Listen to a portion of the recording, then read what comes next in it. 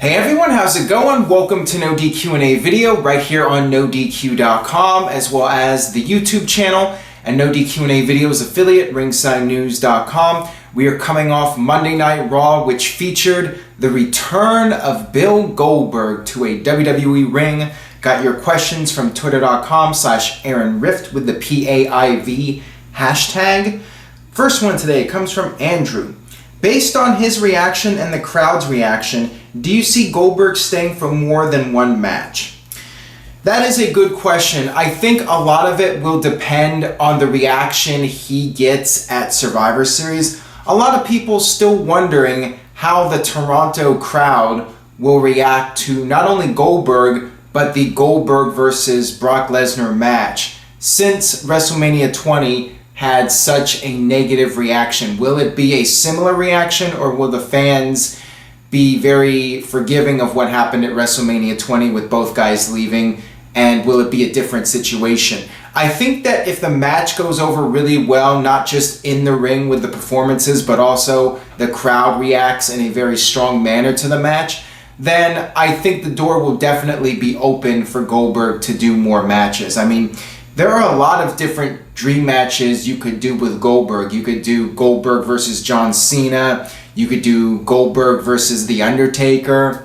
You could do Goldberg versus Seth Rollins, and maybe Seth Rollins could hurt Goldberg and Bret Hart would be a fan of Seth Rollins all of a sudden. Just kidding on that. But there's a lot of different things you could do with Goldberg. Goldberg versus Braun Strowman, I know doesn't sound like the most exciting match in the world, but would be interesting to see if Goldberg could destroy this unstoppable Strowman. There's a lot of different storylines you could do with Goldberg with different opponents. So I think that if Goldberg has a successful match with Lesnar and it's a good match with a good crowd reaction, then yes, I think there will definitely be more opportunities for Goldberg to continue wrestling and at least do a few more matches. Got this one here from Deplorable Hamp. How much would you bet that WWE labels this match the rematch of the century, or some crap to pretend the first match was good? Well, let me ask you, if you were running WWE, wouldn't you do the same thing? I think that if you were in charge of WWE, you would want to build up this match and hype it up as much as you possibly can. So I do not blame WWE if they want to call this the biggest rematch of the century. That's entirely up to them from a marketing standpoint. That's what you got to do. Does it insult the intelligence of some of the fans? Yeah, it does. But at the end of the day, WWE has a lot of newer fans, younger fans, and it's only going to be a really big deal to the most diehard fans, which are going to buy the pay-per-view or buy the network regardless of how WWE builds up the match. So does it really matter? That's the question. Got this one here from Daniel Jobber. How's that for a reason to care about the cruiserweights? Dang good story and a dang good heel victory match. Daniel Jobber's talking about the 6-man tag team match from Raw. I felt that it was good, it was solid, but it wasn't really anything that stood out to me. And the problem is that that match was given a death spot on the show, well into the third hour, once the show has really started to drag and people are getting tired of Raw. And let's face it, everyone was waiting for Goldberg, and the match did not have much crowd heat. That was the biggest negative. I think that WWE should keep focusing on the cruiserweights and give them some compelling storylines. I thought what they did was okay, but up to this point, you have to do more than just having them go out there and do a bunch of flips and change the color of the ropes and all that stuff. You really need to develop the storylines and characters, and hopefully WWE will continue to move in that direction in the coming weeks. This one comes from Tyler Joseph Smith. What do you make of Bo Dallas's repackage and renewed push? I personally love it, and that he attacked Curtis Axel. He was wasted too long. I think it's too little too late to rebuild Bo Dallas. I think that it's going to be a challenge for WWE to get the fans thinking of Bo Dallas as a credible in-ring superstar. I think a lot of fans see Bo Dallas as a opening match comedy wrestler, and that's as far as he's going to go.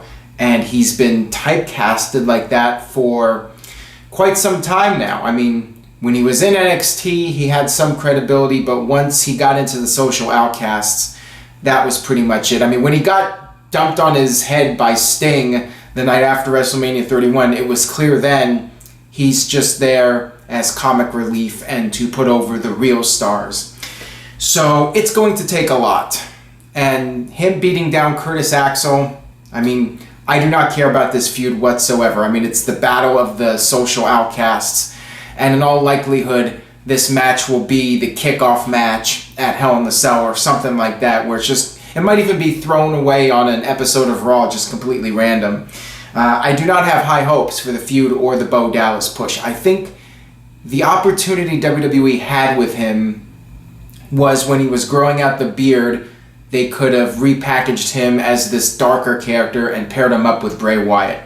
That's what I would have done. Now, I think it's too late, honestly. Got this one here from Mr. Yuck. Hey, what happened to Bob Backlund making Darren Young great again? Another failed gimmick? Yeah, pretty much. I think we all knew that this gimmick was not going to work because the very premise of it was ridiculous. Making Darren Young great again, as Titus O'Neil, the heel, would say, when was Darren Young ever great? The whole storyline was very lame, and, it's just, once again, comedy, he's comic relief. It was done to mock the Donald Trump thing with making America great again, so WWE is going to have their own little Donald Trump-based gimmick of make Darren Young great again, but the problem is he wasn't really great to begin with.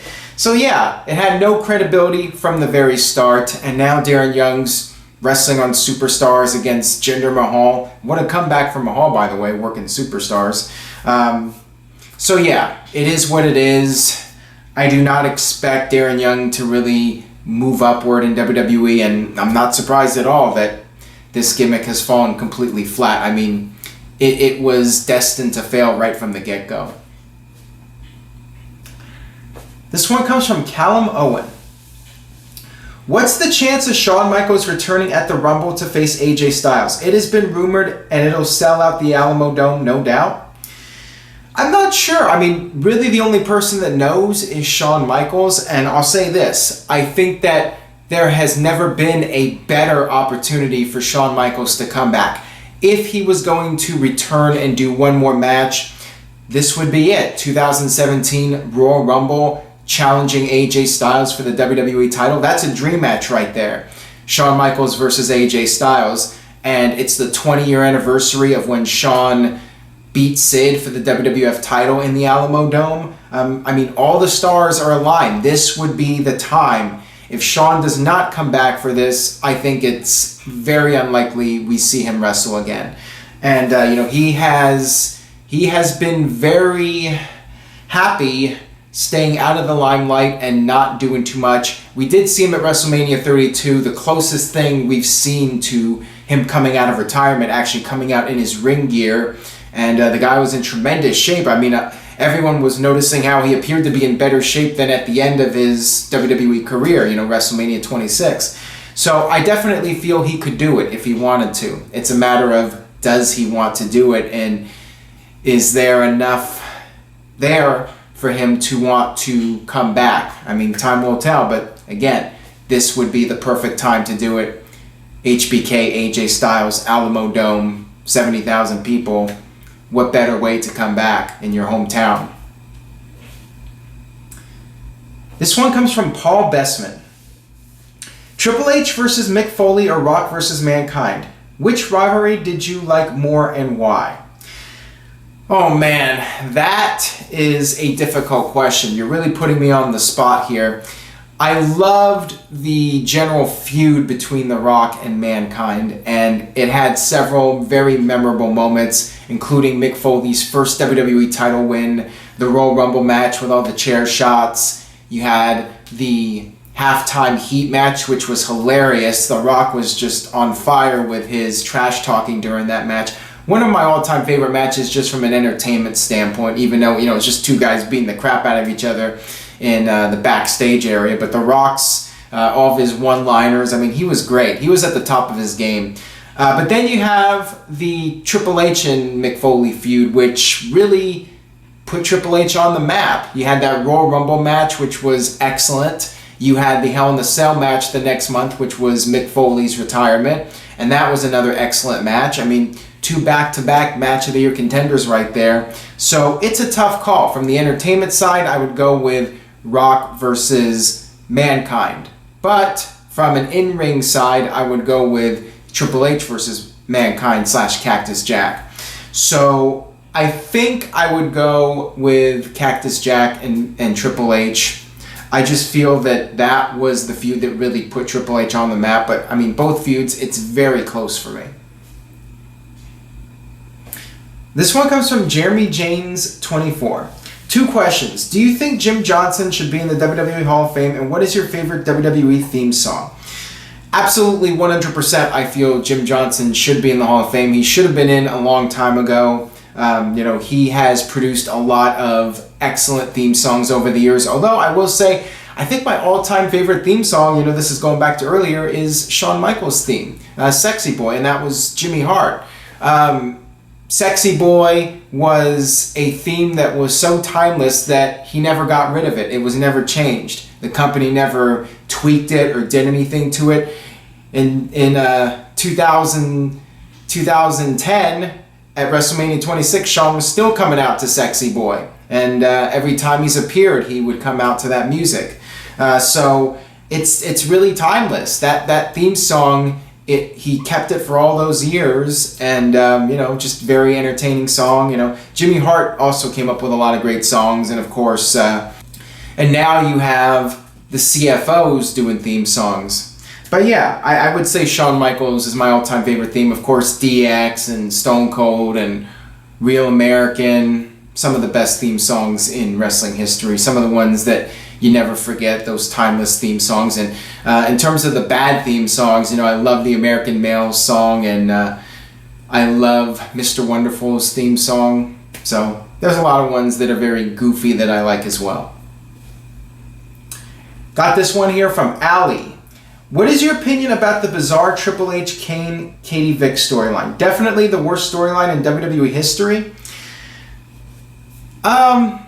I know it was one of the most offensive storylines in WWE. I mean, I really do not get offended by much, and I just thought it was more dumb than anything else.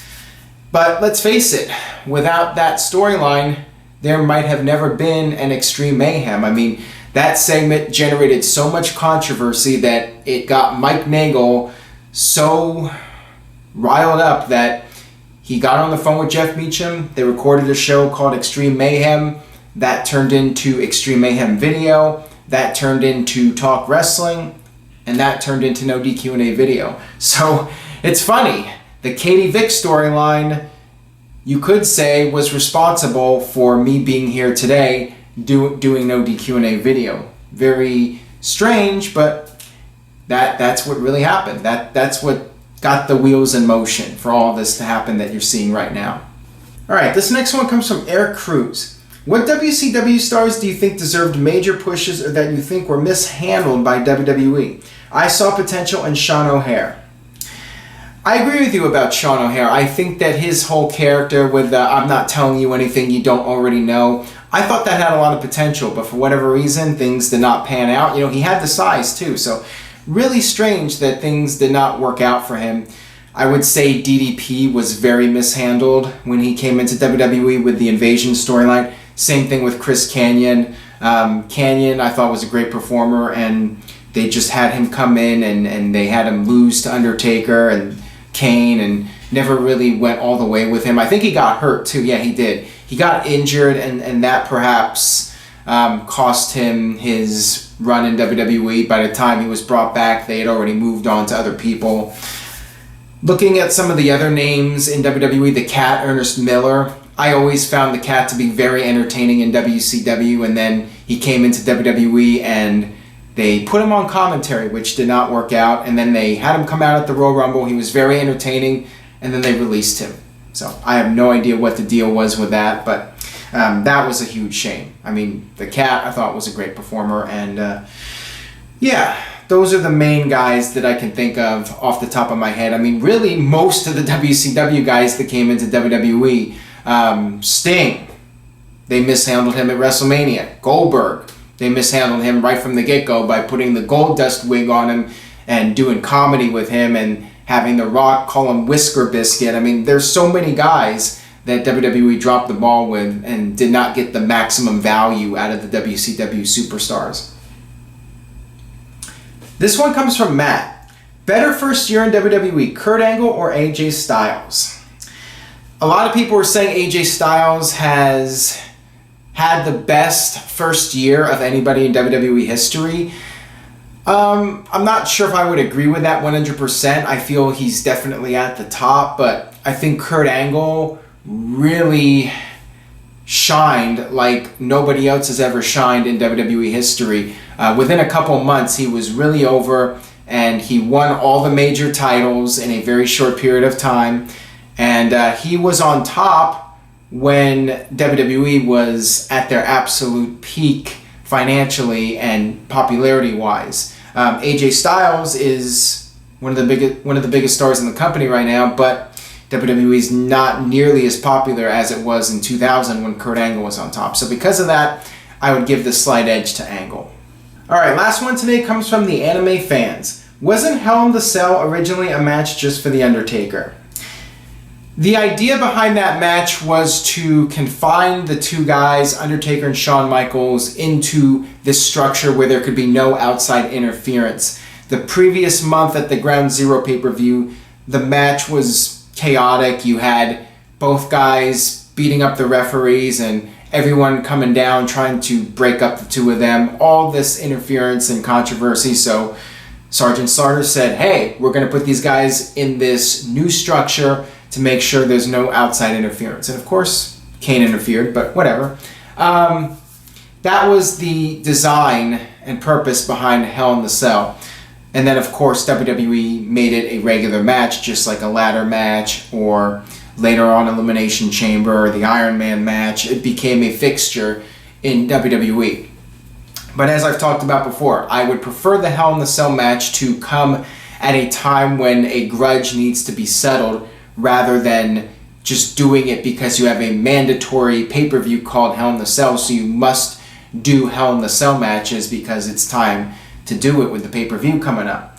I don't like that format. I think WWE should just drop the Hell in the Cell pay-per-view and do Hell in the Cell matches when there's a good storyline reason to do so. That'll do it for this edition of NoDQ&A video. Thanks as always for watching. Stay tuned to NoDQ.com for the very latest regarding Hell in the Cell, and I will see you guys next time for more.